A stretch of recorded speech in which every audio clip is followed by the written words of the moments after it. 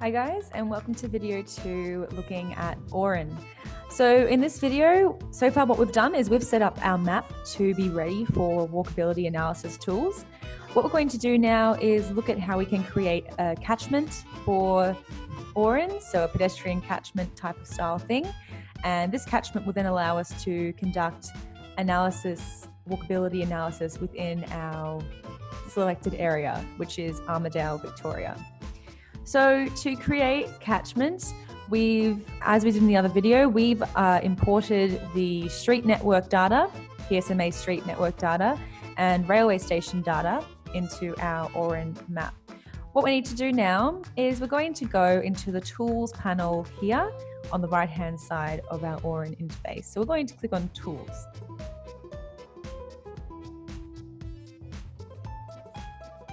So something good to note as well is if you've left Orin open for a while, it automatically logs you out. So sometimes you will have to just refresh the page and log back in to access everything again. So we just go through the process of typing in our organization and connecting.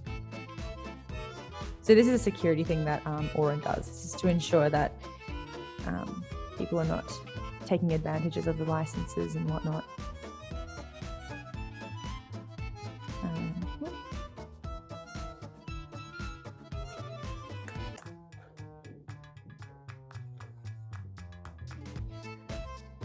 So as mentioned in the previous video, the great thing about Orin is that even if this does happen, it picks up from where you left off. So it will take us back to the exact data and window and map view location that we left off with, which is fantastic.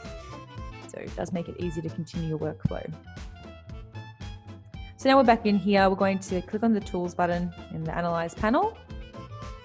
And in the Tools button here, we're going to go to the Walkability tab here, and in here we are going to go in the Available Items panel here. We're going to click on Catchment Generator, and this is going to allow us to create a catchment using the data we've imported. So what we need to do to create a catchment is we need to select our road network. So drop down button, and we're going to choose the PSMA street network. And then we have to choose our point data, and as I mentioned in the previous video, walkability analysis works best, and it works mostly, doesn't really work with other type of combinations of data. It works with line data as your network data and point data as your points data. So we are going to be choosing the railway station's points. As said in the previous video too, these points could also be points of interest data. This could be green space or public space point data. Or even data that you've collected yourself and turned into a CSV file. So any kind of point data. In this case, though, we're using railway stations. You then want to determine the maximum walk distance that you want for your catchment walkability analysis. I'm going to choose 500 meters. And the trim distance, so this essentially determines the buffer. So when you're walking in these streets and you're walking down a street, so if you're walking down that street and you want just that street walkability to be shown on your map, you'll make this trim distance quite small. You might even make it something like 10 to make it smaller. However, if you're wanting to show how this path of walkability on the street bleeds into the nearby lots and building footprints, then you will increase your trim distance, and it will show you the buffer kind of distance of where you've walked and how close you are to adjacent lots or building footprints. So we're going to test both so you can see the difference between a small trim distance and a larger trim distance.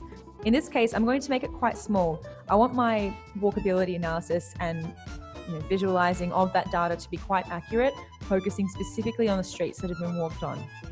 So we're going to do that. I might even make it something like 10. So once I've done this, I'm quite happy with how I've set this up. We're going to go Add and Run. So once we go Add and Run, it goes here on the left-hand side, Run Result. It says starting the workflow and then running the workflow. So yep, it says here workflow execution is successfully completed, which means we've imported the right data and it's worked the way it should. So now it says the tool produced the following results. Select the results you want to display. We're going to tick the output, which is walkability points to regions, and we're going to go display.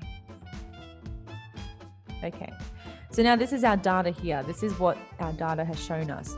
So within this 500-meter walkability distance within Armidale, it says here that we've been able to connect to Toorak Station, Malvern Station, and Armidale Station. And we're going to see now visually how that data looks.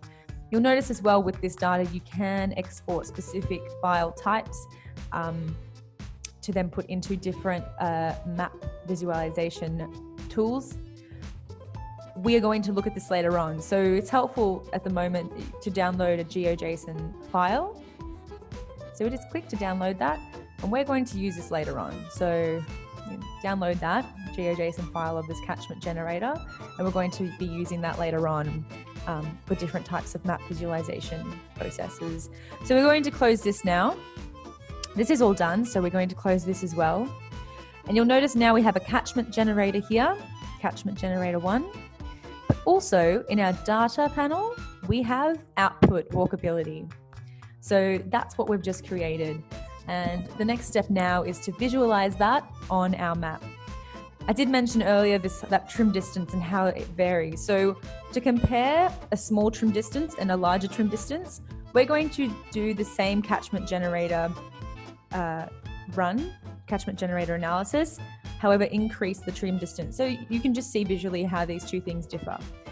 To run a catchment generator again, we just simply click on the catchment generator in the Analyze panel, and we're going to change that trim distance to maybe something bigger like 50 or maybe 40. Let's do 40. Okay. And we're going to go update and run again. And we might actually call this catchment generator 2, just to make that a bit different. All right. So we'll go update and run. So now it will start to run the workflow. So this way we can show you visually how each looks a bit different. So it's done it successfully. We're going to go display. And again, we can see the data that's come up here. And download that one as well, GeoJSON file. The type of file you download really depends on the input of that, or the type of files that are accepted by another mapping data visualization tool. So you just make sure whatever tool you're going to be using to import data into that, that the file you're downloading is compatible with that program, with that tool. So we'll exit this, and we'll exit this. We're done with that. All right, cool. So now if we go into here, we have two outputs. We have one, the top one that was done previously, and this one here, which was done just now, which is the larger trim distance. In the next video, we're going to look at how we can change the visualization and styles of this data on our map. And then we're going to look at how we can change things like colors in them and how we analyze them later on. So I'll see you guys in the next video.